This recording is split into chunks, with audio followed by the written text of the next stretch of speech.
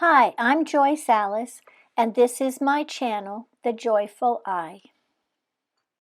The Bible, can we understand it alike? The Church of Christ teaches that we can. This was in the church bulletin a couple of weeks ago. First of all, why would God speak if not to be understood? If God created us, then He knows the range of our mental capacities. Salvation is inherently tied to understanding the gospel message. If we can't understand, then we can't believe and be saved. We are commanded to acquire the correct understanding. Paul said that when we read, we could understand it just like he understood it. And Jesus rebuked people for not understanding God's will. So, God can create the world out of nothing, but He can't author a book that all can understand. God commands us to be united, but then He gave us a revelation which is impossible to reach agreement upon.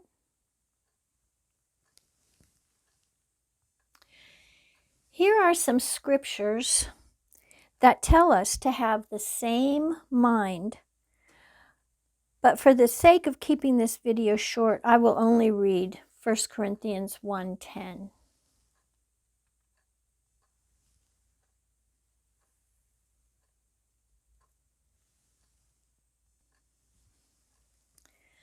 Now I plead with you, brethren, by the name of our Lord Jesus Christ, that you all speak the same thing, and that there be no divisions among you, but that you be perfectly joined together in the same mind and in the same judgment.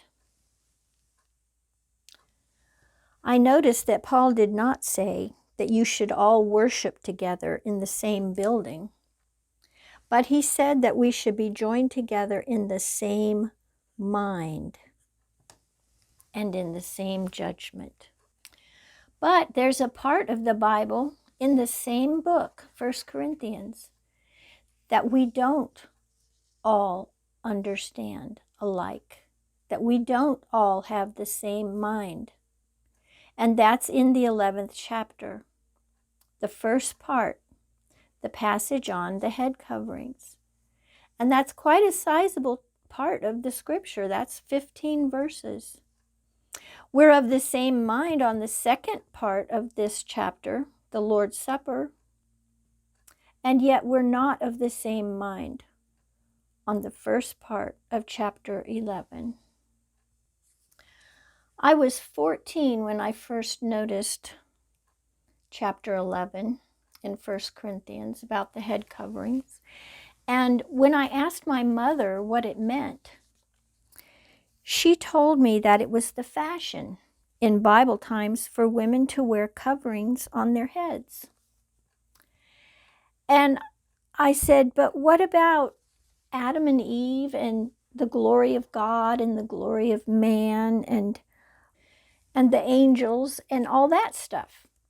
And my mother said, well, I don't know about that, but it was the fashion back then for women to cover their heads.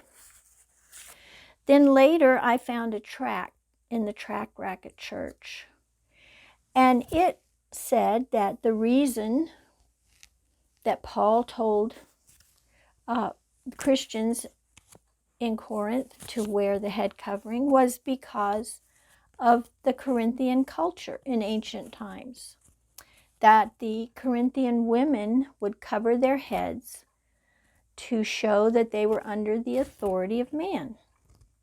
But of course, we don't have that culture, so we don't need to do it today. And then later I found another tract in the tract rack at church, and it said that it was because of spiritual gifts. That since man could do the same things that Christ could do, and because the woman could do the same things that the man could do, they needed to have a symbol back then to distinguish and to show that man was still under the authority of Christ and that woman was still under the authority of man, even though they were all practicing the same spiritual gifts. And of course, we don't have spiritual gifts anymore today, so we don't need to do this. For a while, I myself thought that it might be long hair. And someone told me that it was because of the prostitutes, that Paul did not want the Christian women to look like prostitutes, because the prostitutes in ancient Corinth did not cover their heads.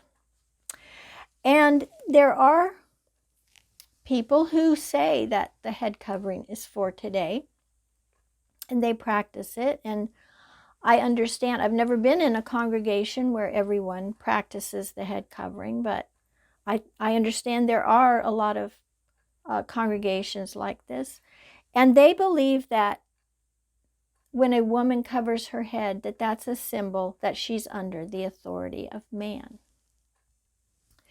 These are all different understandings of the same passage in the Bible. So, if we really can all see the Bible alike, how come we don't? Well, actually, I think I know the answer to that question. I think I wrote it down about 50 years ago on the back of a paper bag.